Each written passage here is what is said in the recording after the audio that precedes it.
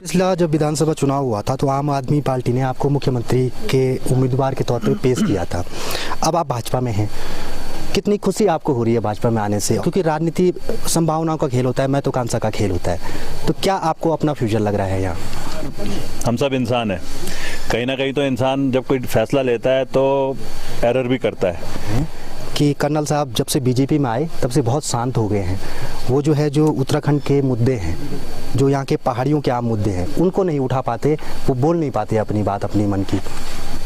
हमारी भी जो लाइफ रही है वो ना एक दबंग तरीके से चली है। आर्मी में थे, मतलब सबसे ज़्यादा आतंकवादी ऑपरेशंस में हमारा ही रोल रहा है।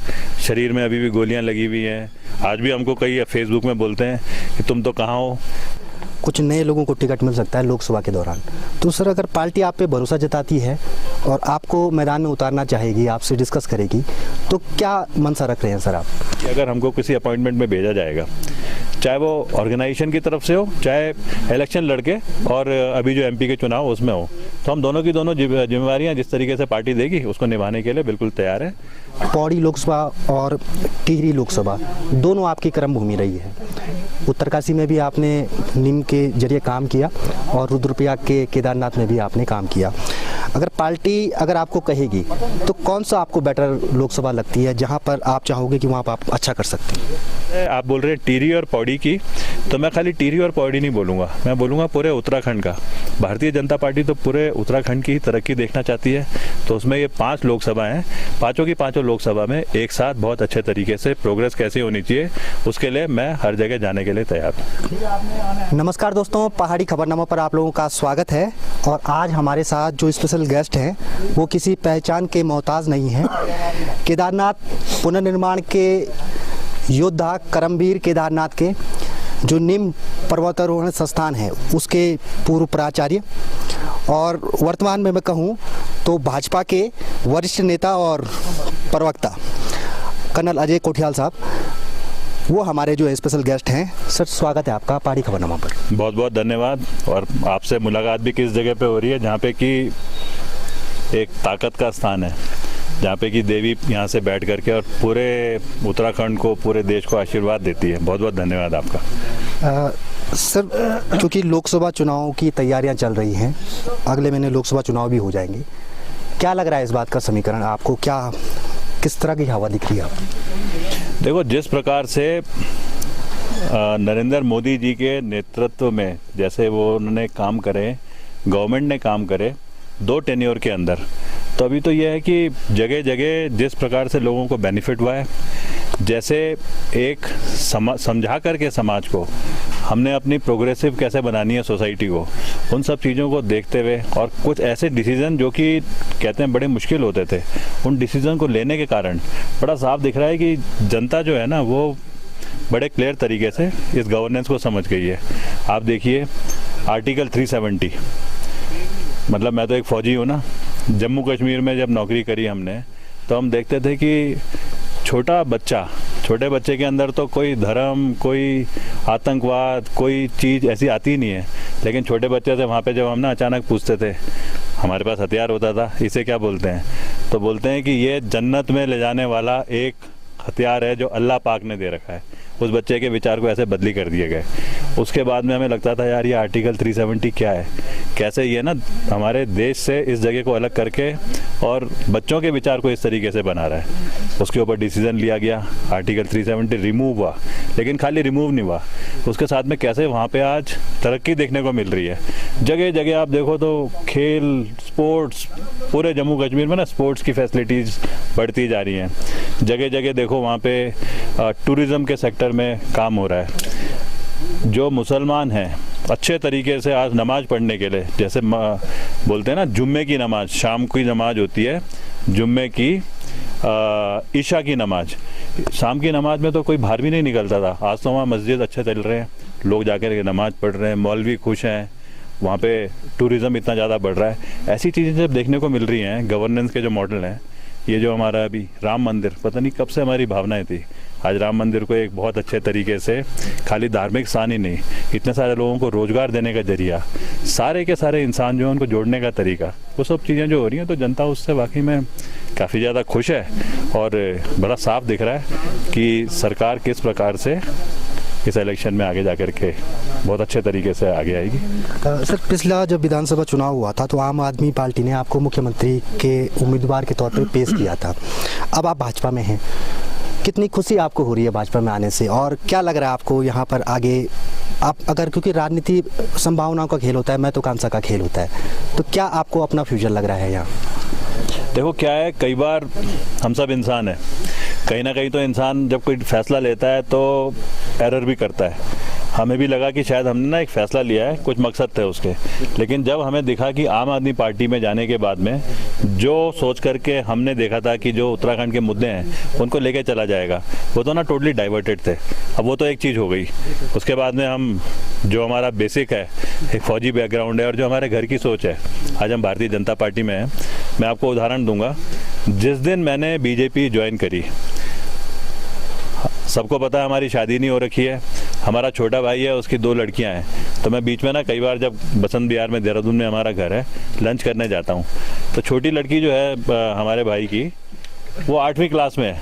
8वीं क्लास वाले को तो कोई राजनीति कोई चीज़ नहीं पता होती, लेकिन जिस दिन हमने बीजेपी ज्वाइन करी थी तो छोटी वाली ना थाली बजा रही थी और कहती है, ताऊ जी आपने मोदी दादू की फौज ज्वाइन कर ली है, आज सब जगह खुशी ही खुशी है।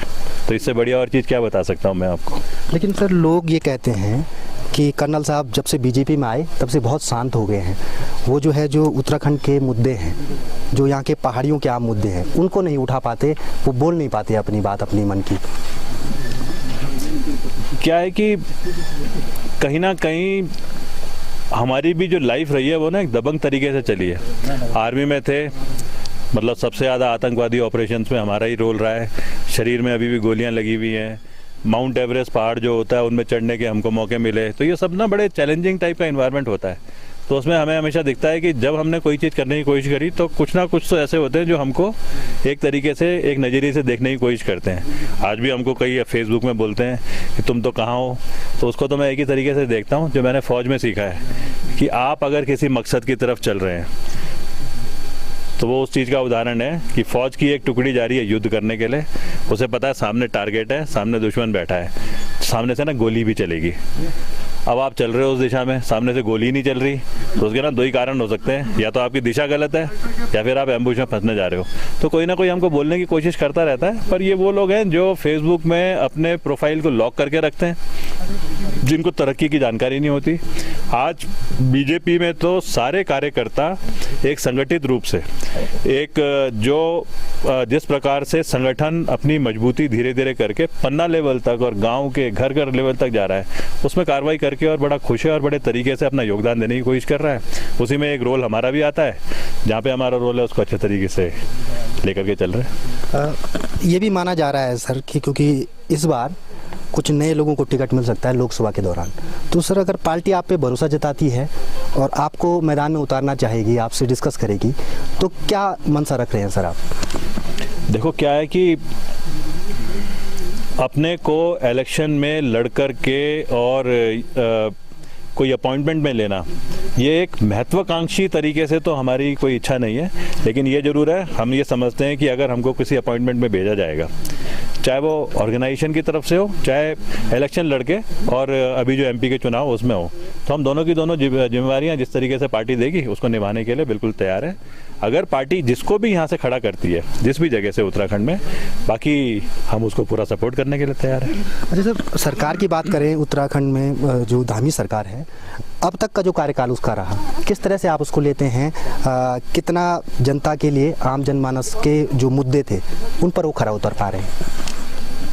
गवर्नेंस अगर सही तरीके से देखा जाए तो इतना आसान तो नहीं है।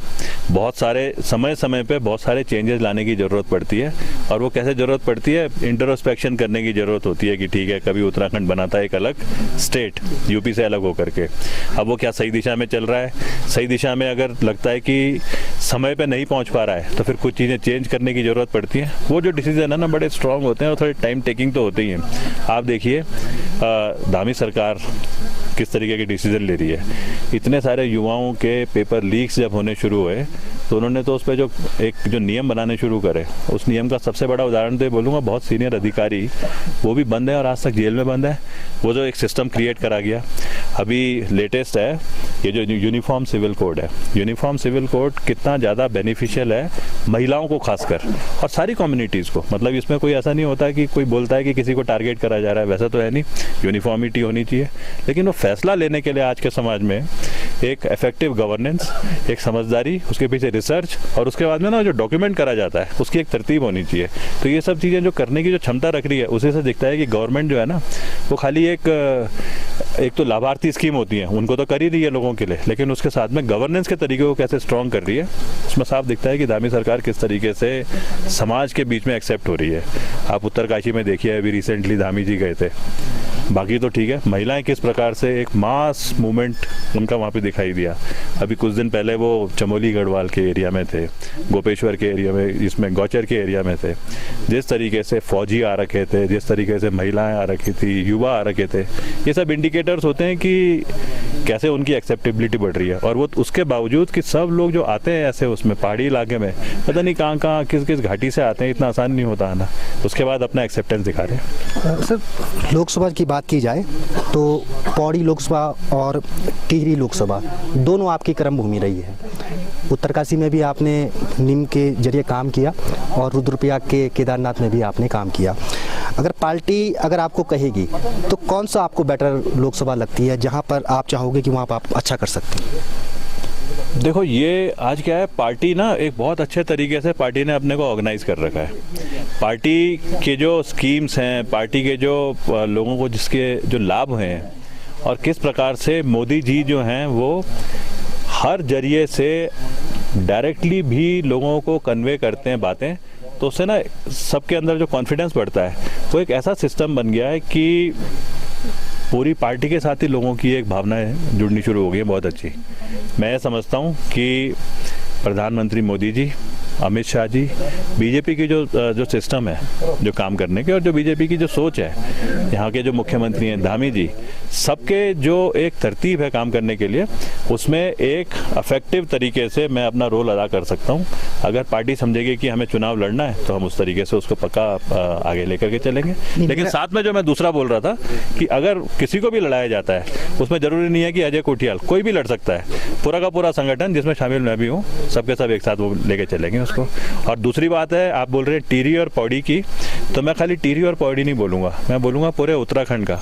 भारतीय जनता पार्टी तो पूरे उत्तराखंड की तरक्की देखना चाहती है, तो उसमें ये 5 लोकसभा हैं, पाँचों की पाँचों लोकसभा में एक साथ बहुत अच्छे तरीके से प्रोग्रेस कैसे होनी चाहिए, उसके लिए मैं हर जगह जाने के लिए तैयार हूँ। नहीं, मेरे कहने का मतलब ये है सर कि अगर कर्म भूमि के तौर पर लिया जाए, राजनीतिक कर्म भूमि, तो उसको आप टिहरी में बनाना चाहोगे या फिर जो है पौड़ी को चुनोगे? देखो, राजनीति तो एक वो वाली चीज़ है जो कि पूरे राष्ट्र निर्माण के लिए जो स्कीम्स बनती हैं, जो तरीके बनते हैं, उसके लिए ना एक इफेक्टिव एक मेथड है, और वो आज डेमोक्रेसी में सबसे ज़्यादा इम्पोर्टेंट भी है। अभी उसमें किस प्रकार से बीजेपी अपने प्लान बनाती है, वो धीरे धीरे करके सबके सामने आ रही है।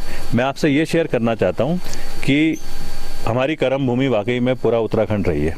मतलब खासकर अगर मैं बोलूँ केदारनाथ पुनर्निर्माण है, अगर मैं बोलूँ मैं NIM उत्तरकाशी में पोस्टेड था, अगर मैं बोलूँ हमने नंदा देवी राजात यात्रा कंडक्ट कराई है, अगर मैं बोलूँ यूथ फाउंडेशन जो एक संस्था बनाई, एक चैरिटी ऑर्गेनाइजेशन बनाई जिससे इतने सारे लड़के लड़कियों को रोजगार मिला, ये पूरे उत्तराखंड में है। तो कहीं पे भी इन सब को देखते हुए और टेरेन को एनालाइज करने के बाद, स्पेसिफिक इलाके के लोगों की क्षमता को देखने के बाद, मेरे को लगता है कि हम ना हर जगह के लिए बहुत अच्छे हैं।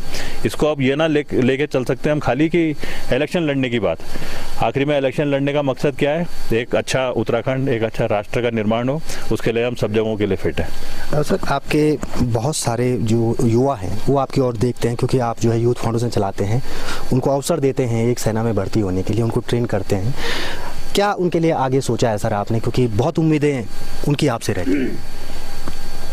देखो, उत्तराखंड के युवा में तो एक ना बहुत स्ट्रॉन्ग एनर्जी है, उसके अंदर जो एक बेसिक जो कैरेक्टर होता है वो इसलिए बहुत तगड़ा है कि बचपन से ही वो चैलेंजेस देखता है, बचपन से ही वो एक बड़े साफ सुथरे माहौल में रहता है, बचपन से ही उसकी माँ जो उसको एक संस्कार देती है, उसकी वजह से ना वो बिल्कुल एक वो कमिटेड है, एक बंडल ऑफ एनर्जी है। थोड़ा सा चैनलाइज करने की ज़रूरत है। आप ये देखो जिस उम्र में वो है ना, वो उसका जो माइंड है वो बिल्कुल प्योर है, और अगर प्योर माइंड है तो उसमें तो बहुत ज़्यादा स्ट्रॉन्ग ताकत है। उत्तराखंड के युवा को तो हर जगह अच्छे तरीके से आगे बढ़ कर के आना चाहिए, जिसके लिए कि गवर्नमेंट तो एक डायरेक्टली इन्वॉल्व भी है, मैं अपनी इंडिविजुअल कैपेसिटी में इन्वॉल्व हूँ, और कहीं पे मतलब मैं आपकी चैनल के जरिए बोलूँगा, आज क्योंकि हम एक बड़े पवित्र स्थान में आ रखे हैं और इस जो इलाके में आ रखे हैं, यहाँ के लड़के लड़की कभी अगर ये समझेंगे कि मैं किसी तरीके से उनको कुछ गाइड कर सकता हूँ या उनको कोई सपोर्ट कर सकता हूँ, तो यहाँ पे आज मैं आ रखा हूँ परमवीर भाई के साथ में, जो यहाँ के पहले जिला पंचायत सदस्य भी रहे। उनके जरिए डायरेक्टली मेरे से आपकी चैनल में बात कर रहा हूँ, आपके जरिए मेरे से कांटेक्ट करेंगे, मैं हमेशा उनके साथ ना कहीं किसी भी तरीके की बातें करने के लिए आने को तैयार रहूँगा। बिल्कुल, ये थे कर्नल घोटियाल साहब, जिनका ये कहना है कि पार्टी जो है जो चाहे जिस तरह के भी निर्णय ले वो पार्टी के साथ खड़े हैं और पार्टी की आगे जो है वो सेवा करते रहेंगे। धन्यवाद।